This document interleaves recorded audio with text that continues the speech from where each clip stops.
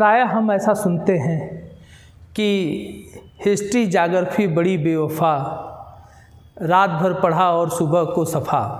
ऐसा क्यों होता है? इसका जो सबसे बड़ा कारण है वह हमारे पढ़ने की विधि में है।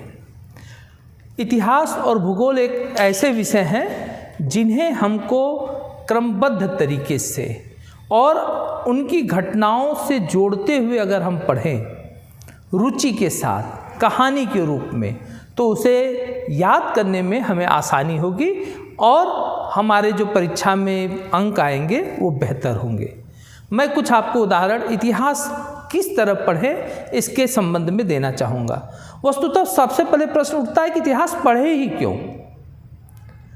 इतिहास पढ़ना आवश्यक इसलिए है कि इसके द्वारा हम अपने अतीत को जानते हैं, उसके अतीत के भूगोल को, विज्ञान को, शिक्षा को, संस्कृति को, समाज को जानते हैं और अतीत से प्राप्त ज्ञान का उपयोग हम अपने जीवन की वर्तमान समस्याओं के समाधान के लिए कर सकते हैं।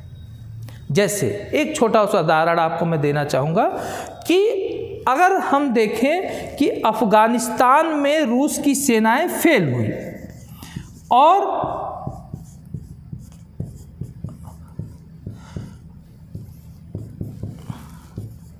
रूस सफल नहीं रहा, रूस की सेनाएं सफल नहीं रहीं। अब अगर हम उससे पहले जाएं तो आप देखेंगे कि अंग्रेज़ों ने अफ़गानिस्तान के साथ जो युद्ध लड़े उसमें भी उनको उस तरह से सफलता नहीं मिली। फिर रूस के बाद अमेरिका ने भी अफ़गानिस्तान में अपने परोक्ष शासन करने का प्रयास किया, लेकिन वो भी सफल नहीं रहा। तो उसका क्या कारण रहा कि हम देखते हैं कि अफ़गानिस्तान की जो भौगोलिक स्थिति थी, उस वहाँ का जो जीवन जीने का तरीका था, वहाँ के लोगों में एक स्वाभिमान की विशिष्ट भावना पैदा की और उस स्वाभिमान की भावना और कठिन जीवन शैली और कठिन भौगोलिक स्थितियों ने दूसरे देशों के सेनाओं को वहाँ पर नियंत्रण करने में कठिनाई उत्पन्न की। तो अगर रूस ने जो आंग्ल अफ़गान युद्ध था उससे सबक सीखा होता तो रूस वह गलती नहीं करता और अमेरिका को ये लगता कि हम रूस से ज़्यादा पावरफुल है, यह भ्रम नहीं होता तो वह रूस की गलती नहीं करता। तो हम इतिहास की जो गलतियां हैं, इतिहास की जो घटनाएं हैं, उससे सबक सीख करके हम अपने वर्तमान को बेहतर कर सकते हैं। आते हैं हम इसी संदर्भ में बात करते हैं कि बनारस लिट फेस्ट, काशी साहित्य कला उत्सव क्यों हो रहा है, हम इस उत्सव से क्या हासिल करना चाहते हैं, इसका क्या ऐतिहासिक महत्व है। इस संदर्भ में अब मैं बात करना चाहूँगा कि बनारस लिट फेस्ट वस्तुतः अपने उन महर्षियों को, मनीषियों को, साधकों को, साहित्यकारों को, आलोचकों को, कलाविदों को जानने का अवसर प्रदान कर रहा है। वह हमारे वर्तमान को, हमारे उस गौरवमयी अतीत को जोड़ने का एक अवसर उत्पन्न कर रहा है। साथ में यह हमें अवसर दे रहा है कि जिन बातों को हम कहते हैं अपने जीवन में कि वसुधैव कुटुंबकम, हमारा शास्त्र कहता है कि पूरा विश्व ही हमारा परिवार है, तो वह परिवार कैसे बनेगा विश्व?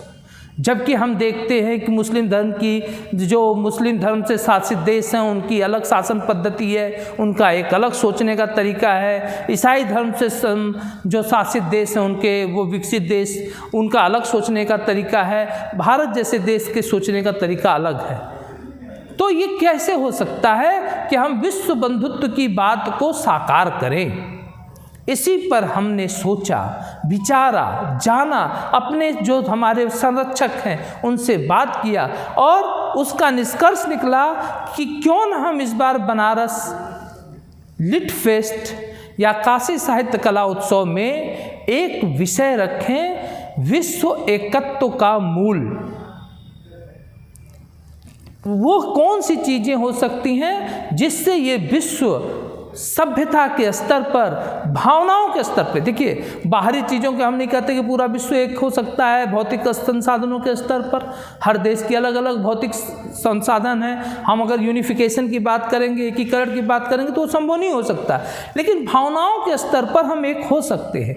जैसे पूरे विश्व में माँ अपने बच्चे को प्यार करती है, वो चाहे भारत हो, चाहे अफगानिस्तान हो, चाहे बुरुंडी जैसा पिछड़ा देश हो, कालाहांडी जैसी जगह हो, चाहे अमेरिका जैसा विकसित देश हो, हर माँ अपने बच्चे को प्यार करती है। तो मतलब एक भावना प्यार का, ममत्व का पूरे विश्व में समान है।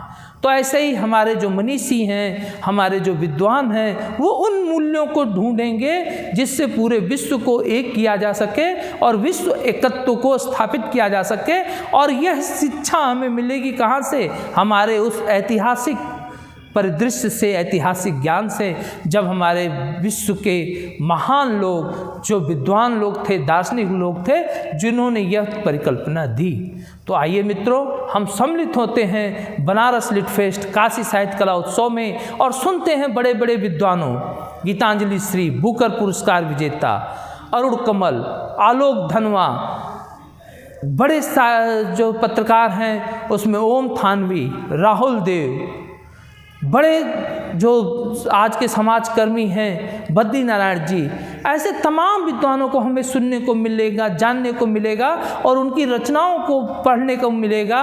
तो हम सम्मिलित हों, बड़ी संख्या में आपका स्वागत है बनारस लिट फेस्ट में, काशी साहित्य कला उत्सव में। धन्यवाद।